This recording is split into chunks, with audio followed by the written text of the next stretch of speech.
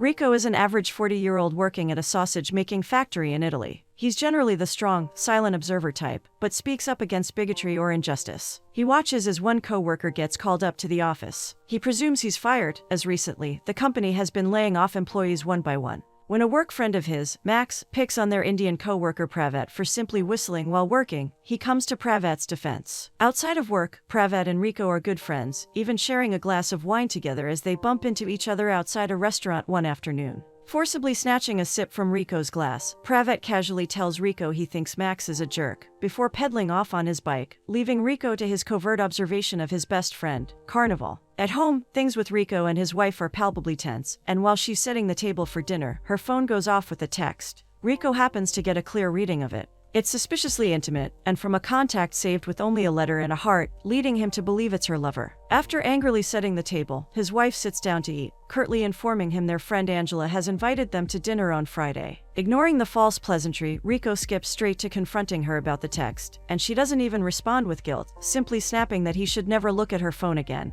In his silence, she informs him she'll be going to Milan on Monday to take an afternoon for herself, and the rest of their dinner passes in the usual rigid quiet. After dinner, Rico goes up to check on his son, Pietro, who gives him an update on a short movie project he's been working on. Rico gives him a lecture on moving out of the house, trying to encourage him to want more for himself, insisting that it's too easy to settle in life, but Pietro doesn't want to move. His son loves the family home and can't afford to pay rent. Before they can argue about it, they're interrupted by a car horn, and Pietro cheekily reminds his father it's Friday. Rico leaves to meet Carnival, who's waiting downstairs for their usual Friday night tryst. While in the car, Rico complains to Carnival about the situation at work, attempting to light a cigarette to smoke out his frustrations, but Carnival stops him, claiming smoking isn't allowed in the car anymore, as he recently quit. Rico doesn't quite buy it, but puts the cigarette away anyway, changing the subject to where the boys are heading. Baraka was an old haunt of Rico's that played a lot of rock music back in the day. It closed down after some time. It's now been reopened as a hip nightclub for the young and promiscuous that blasts pumping techno beats. Rico wanders the club, observing the youngsters and their new style of dancing as he tries to find Carnival. Luckily, his friend knows him well enough to text Rico their location, and he meets Carnival drinking with two pretty girls in a booth shaped like a train car. Carnival introduces the girls as Carla, an osteopath and amateur model, and Miriam, a beautician.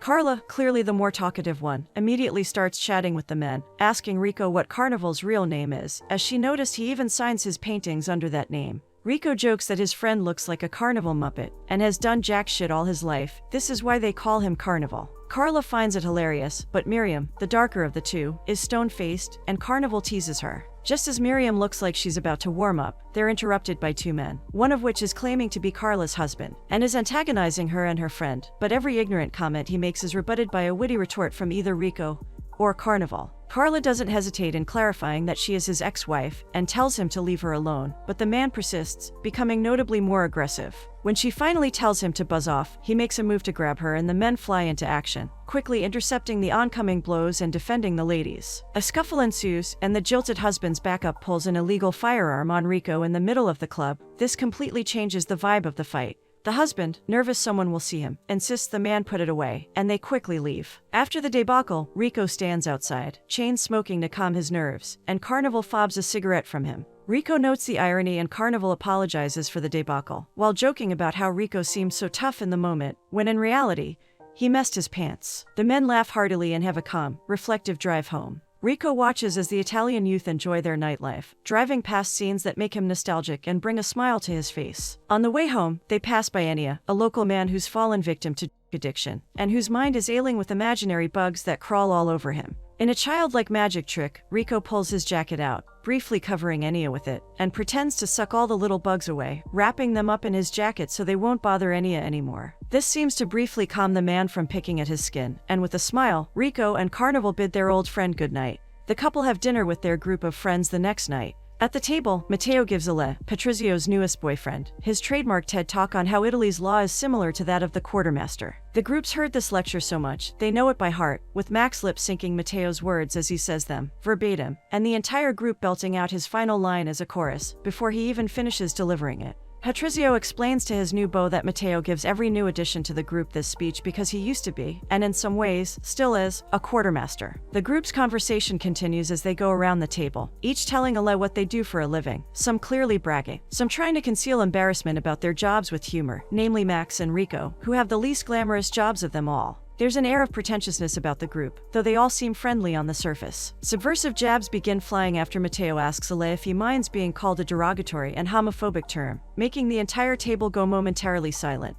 When Ale answers yes, Matteo laughs heartily at him being a good sport, suggesting Patrizio is so spineless. He refers to himself with that derogatory term without Matteo or anyone else doing it. His wife tries to chuckle off her embarrassment, and Patrizio jokes to Ale that he could turn Matteo off if he wanted. Matteo, not taking the hint, continues to antagonize the gay couple, asking Ale if he intends to stick around longer than a month, since the group grows fond of people easily, and they've grown fond of about 50 of Patrizio's boyfriends before. Matteo is about to add one last thing, but Patrizio beats him to the punch, wanting to fire some shots. He claims that Rico and Sarah, despite their apparent exuberance, aren't on coke, they're just naturally youthful looking. The table cracks up in laughter. Sarah mouths a curse to Patrizio, who curses her right back, and the night continues, ending in karaoke. While everyone else sings, Sarah stands with Angela in the kitchen, crying, and Rico, who's outside smoking in the garden, glimpses them through the window before turning back to a sarcastic text, joking that he and the wife must be having quite the shag party. At work, yet another co-worker of Rico's, Rebecca, gets called into the office. The look on his face when he makes eye contact with Rico tells him what the outcome will be. Upset, Rico goes to his supervisor, begging him to stop. But the decisions aren't up to him and he's equally upset. At lunch, Rico tries to offer condolences to Rebecca, but he won't even speak to him. He watches as Crotty, another co-worker, playfully jabs his friend next to him, boasting that Gianluca is next to go. Max sits down at Rico's table, grumbling about their co-worker's deception in the workplace, but Rico is fixated on Rebecca, lost in thought. When Max invites Rico out for Monday night cards and he still doesn't respond, he whistles loudly, catching the attention of everyone in the room, but Rico only shifts his eyeballs. When asked again, Rico agrees to cards with only a nod, making Max frustrated with his heavy mood, abandoning Rico to eat alone. Back at home, Rico eats alone again. Sarah is in Milan today. While picking at his dinner, he checks a text from Pietro, who sent him a video of Sarah that he made as part of his movie project. The project features people asking and answering the questions, "How did I get here?" and "What am I doing here?" Sarah, in her interview, cheekily refused to give her life story in 2 minutes, but when asked the second question, she replied, she is doing her share. Later that night, Rico meets the boys for cards at Carnival's place. Matteo, Max, and Carnival are already there waiting. Rico is always last to arrive. Max smells him to check if he visited any female distractions before arriving, and approves when he smells very manly. The boys team up, Carnival and Max against Rico and Matteo, and with lots of beers and even more cheap shots, the shenanigans ensue. The boys enjoy their night of drinking, smoking, and gambling, and at the end of the night, Carnival wakes a sleeping Rico to send him home. Rico wakes but doesn't move, sighing, and Carnival can instantly tell something's wrong, offering a listening ear. Rico vents to him about the financial and emotional stress he's under. They're broke. He's tried selling his family home, built by his grandfather, only no one wants to buy it. He regrets being the member of his family to resort to selling something so precious. Carnival dismisses it as drunken rambling. But Rico sits up, looking him in the eye, and confesses that Sarah's having an affair. Carnival doesn't flinch, bringing up the fact that Rico constantly complains about hating his wife. Rico just wants her to stop treating him like a fool, confiding to Carnival there's a voice in his head that speaks every time he contemplates how crappy life is. It always says, things'll get better, but Rico doesn't believe it. Carnival, mildly annoyed, is sick of Rico's whining, and he encourages Rico to get out, not just of his apartment, but out of the city, out of his mental rut. Carnival advises him to change locations, jobs, friends especially, but mostly that he should actively make changes, instead of waiting for them to happen. He helps Rico stand and begins shoving him out the door, but before he goes, Rico asks to peek at Carnival's paintings. Wandering through the studio, he enjoys Carnival's erotic yet mysterious paintings of various female forms, complimenting his growth over the years. At the door, Carnival's parting shot to Rico is that the world hasn't gone to the dogs. It's wonderful, and Rico's an idiot for not seeing it. As he exits the building, Rico drunkenly plops himself on the ground outside, checking a message from an unsaved number, warning him not to come over, as Claudio will be there. Rico flicks his lighter under his phone, wishing texts burnt like letters. He returns home to sleep next to his estranged wife. The next day, Rico visits his father, who has dementia. They share a difficult conversation, but Rico seems to understand his father's mental state, not flinching when he asks for Rosanna, his long-deceased mother. He soothes his father, convincing him he'll call Rosanna later. He seems to recover, suddenly asking how Pietro is, and giving Rico momentary hope for his lucidity. But then he asks for Antonio, and Rico's hopes are dashed. They don't know an Antonio. He lightly teases his father, hoping he's just pretending so others leave him alone.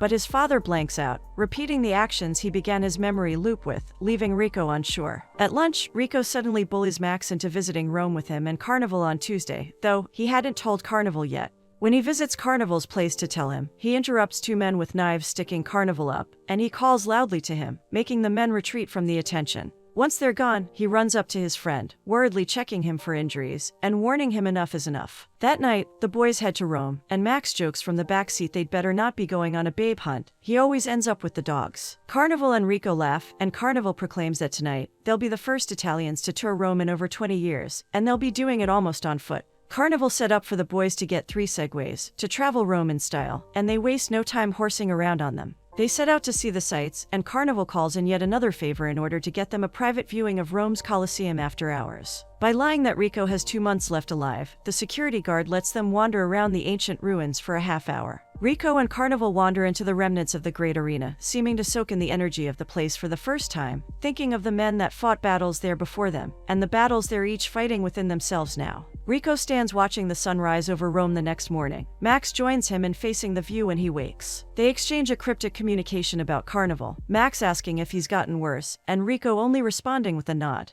The two are interrupted by a bright-eyed and bushy-tailed Carnival, completely ready to make more masculine mischief. Max, feeling a tad apprehensive about what his friend has planned, asks Rico what's happening, but the latter only smiles. They walk the streets of Rome, following the sound of an approaching ruckus. A group of people chant, marching down the street in protest. They approach a line of officers blocking their path. The leader of the group announces it's a lawful demonstration.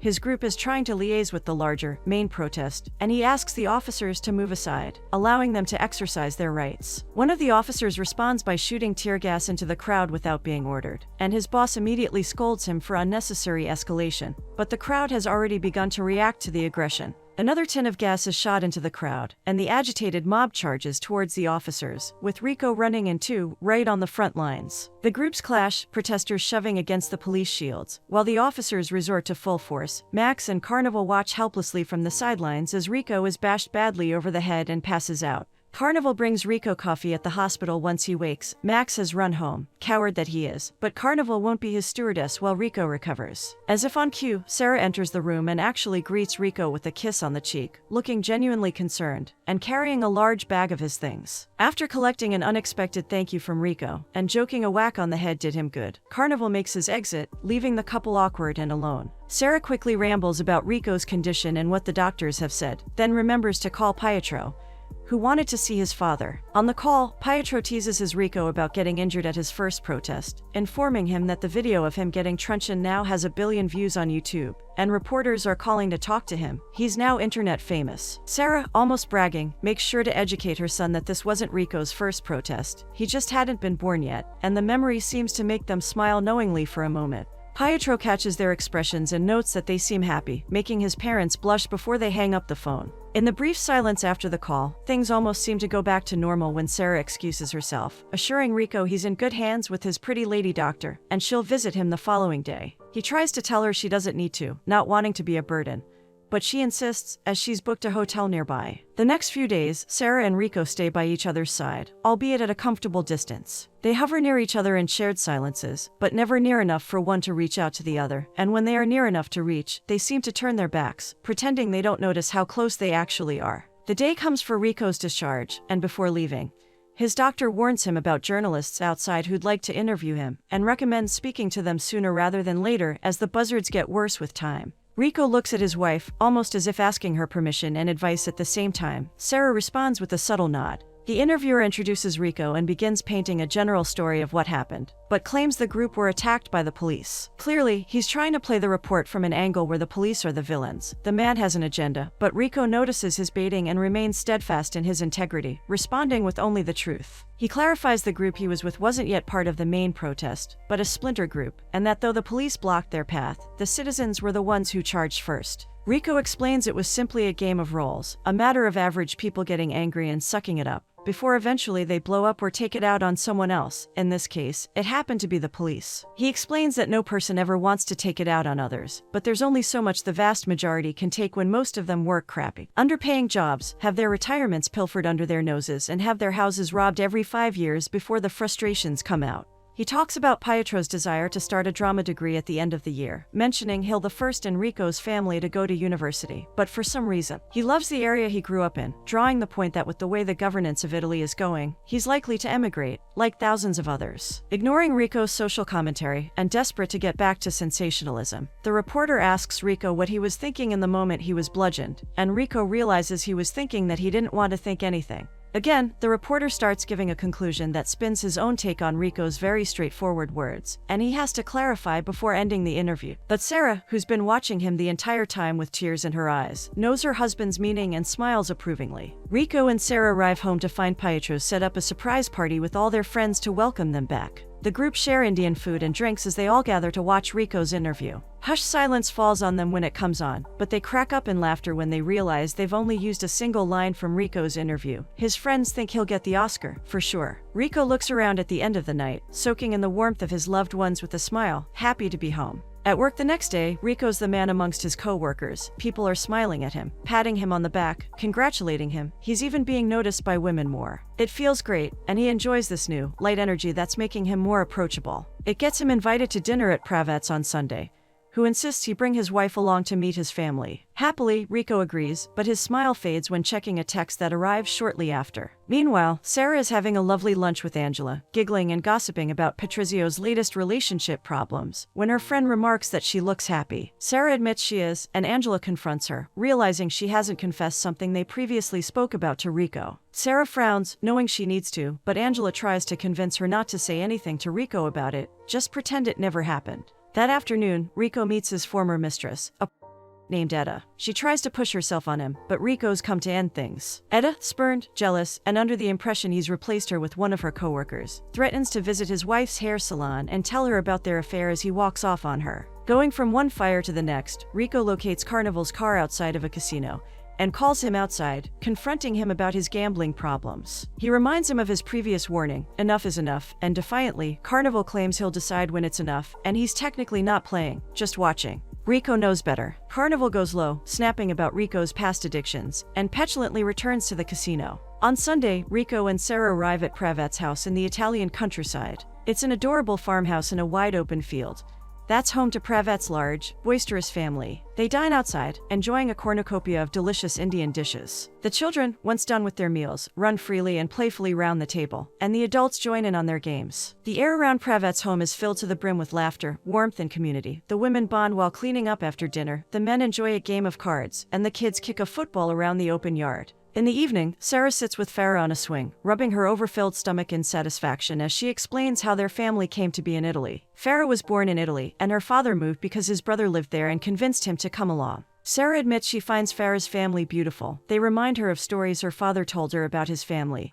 He had 5 siblings, and she imagined this was precisely what their large household was like. Farah, unknowingly stepping on a minefield, asks Sarah about her family and whether she had children, leading her to tell her that they have Pietro, who's almost the same age as Farah, but they wanted more, until Luca. Luca was she and Rico's second baby, but he passed at only 6 months old. She laments he hadn't the strength to last a few more days, but recalls that when they held him, he was perfect, he had Rico's hands. Farah offers her condolences. Farah confesses that Pravet always says Rico is a good man, summing him up in one word: honest. That word rings in Sarah's head, and on the drive home, as she contemplates the wonderful commotion that is Pravet's family, and the honesty of her husband summons up the courage to make her confession to Rico. She slept with Carnival. That night, Rico rips the yard apart in a rage while Sarah sits inside, wondering if she's made the right decision. Carnival waits for Rico at his car the next day, trying to explain he feels terrible for what he's done, but he won't apologize because he knows it won't be enough. He does claim some responsibility. In the same breath, though, he claims it's both Rico's and Sarah's fault too, assuring him it wasn't done out of spite. Rico drives off on him. After not being able to take his silent treatment anymore, Sarah begs Rico to sit down, needing to talk. She complains about the terrible habit he has of shutting her out whenever there's a problem. It leaves her on the outside, always monologuing at him. She clarifies her affair with Carnival happened only once, that she feels guilty and disgusted with herself, because regardless of all that's happened between them, she's always loved him, even when she knew he was cheating too. She still mourns for Luca and still remembers he was the one to be there for her after they lost him, reminding him it's always been that way, the two of them against the world. Sarah claims to know why she's still in the relationship, and asks Rico if he's sure about his reasons too. He doesn't respond. That night, Rico pulls up outside Carnival's place and takes a sledgehammer to his car. Carnival runs outside in disbelief at first, but then encourages Rico's violence, since he clearly needs to express his frustration. Panting and satisfied with the damage he's done, Rico hands Carnival an envelope of money, stating this is the last he can give towards feeding his addiction. This way, Carnival can't say Rico dealt him the final blow. Carnival hugs his friend before Rico drives off. Rico and Sarah have a rough time, arguing fiercely, screaming and cursing at each other, but somewhere within that, they're able to uncover the love that bound them together for all those years. Rico shows Pietro an old foundry, giving him some history behind the area, and asking him for help in cleaning it up for a surprise he has planned.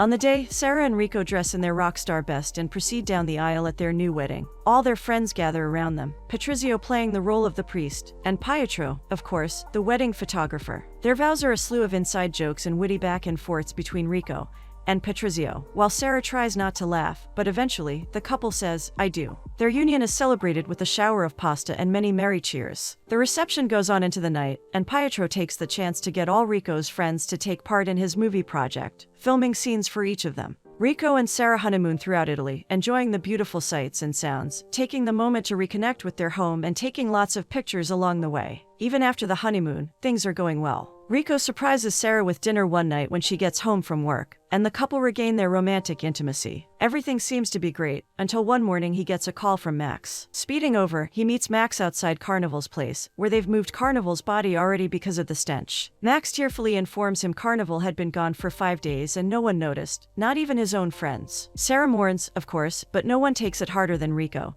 who sits in darkness chain smoking that night. His depressive thoughts are interrupted by a call from Pietro, who knows his father doesn't want to talk, but insists he sees the footage Carnival left behind. Rico checks the email and it reveals Carnival's clip for the social project. He watches Carnival answer the question, "How did I get here?" and listens to his friend express thoughts of Carnival claims his heart is rotten, physically, not spiritually, and every day is like a game of Russian roulette to him. He preferred to choose rather than waiting, guessing which day would be his last. He expresses he wouldn't want to hurt himself with any of the traditional methods, guns, razors, poison, but he's thought extensively of the Po River, theorizing the currents would be enough. If that didn't work, there is the putrid water, and if neither of those work, then it simply isn't yet his time. When faced with the question of what he was doing here, he smiled, saying he was doing everything he could. At work, some of the factory workers talk about Carnival's passing, a couple of them saying he was a great artist. But Crotty disagrees, claiming all the kind things people are saying about Carnival are lies, calling him a worthless artist and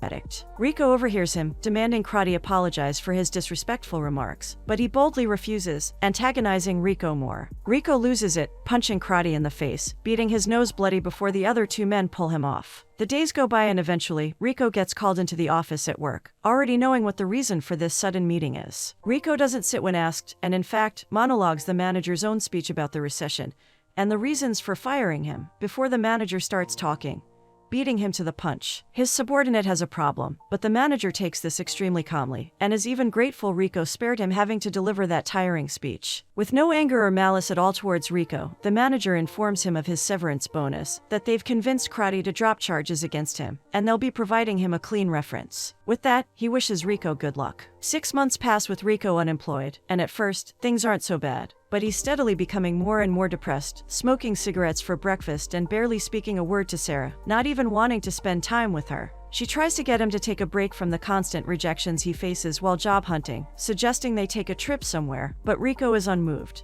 He meets up with Rebecca during the day, and they share frustrations about unemployment. Meanwhile, Sarah meets with Angela for lunch, tearfully relating how empty Rico has become. Sarah's nearing her limit, claiming Rico's behaving like an invalid. He has to be forced to eat, take his medication, attend therapy, and even wash himself. He's not even willing to make love to her anymore. Rico stopped looking for jobs, and Sarah claims it's fine, because she understands the emotional toll of it, and the salon is doing well. But Angela reminds her that for men, there's more at stake with their jobs than just the money. One day, Rico stops talking and eating completely. Sarah even forcefully tries to feed him, and he refuses, keeping his jaws shut. She breaks down in tears when he won't even let her wipe the mess she's made at his mouth. At night, Rico drives into town, ignoring all of Sarah's phone calls, to stand at the edge of the Po River. His phone is left ringing in his empty car as the rain begins falling, and Sarah is left rocking back and forth with her worry, praying for his safe return. She hears the car pull up and runs outside. Rico crawls out, soaking wet, injured and bloody. Sarah, overwhelmed with stress upon the realization of Rico's actions, throws up, right there on the lawn. Max meets with Rico after getting checked out, and the two hug, joke and laugh with each other, just as before. That night, Sarah brings home pizza for them both and joins Rico on the couch, in front of the TV. She suddenly excuses herself to grab drinks, running off quickly. Rico mutes the TV and can hear Sarah throwing up in the distant bathroom. She comes back, acting normal, asking what he wants to drink, and Rico just shoots her a sharp yet questioning look, asking for confirmation. Breaking into happy tears, Sarah confirms the question Rico hadn't needed to ask out loud. Rico releases sobs, unable to even speak, and Sarah comforts him, even though she's crying too. 4 months later, Rico sits penning a letter to Carnival from his new apartment in Frankfurt, giving him the update on his move, and his new job in a fancy Italian restaurant in the city that Pravet's family helped him get. He announces to Carnival he'll be a dad again soon. And this time, he'll be having a girl. He reassures Sarah every day the baby will be strong and healthy. He jokes in the letter that Sarah beat him up when he told her he was moving to Frankfurt, but he explains he did it because of home, his family home, theorizing that maybe one day, one of his children will sell it, but he refuses to sell it now, because he wants to go back to it. He poses the philosophical question of what humans are made of, stating he's made of his family, him, Max and the others, his small city, the stories he's been told about it, and others like them. He suggests he's finally understood what it means to be homesick, and he, along with others, are made of the air of Italy, of beauty and of putridness, chaos and wonder, contempt and love. Rico admits he's become sentimental, and he's waiting to see how things turn out, knowing they'll turn out well. He ends the letter with the quote Pietro sent him while looking at a picture of his family and friends at home, as they all hold up a sign that asks Rico, "What are you doing there?"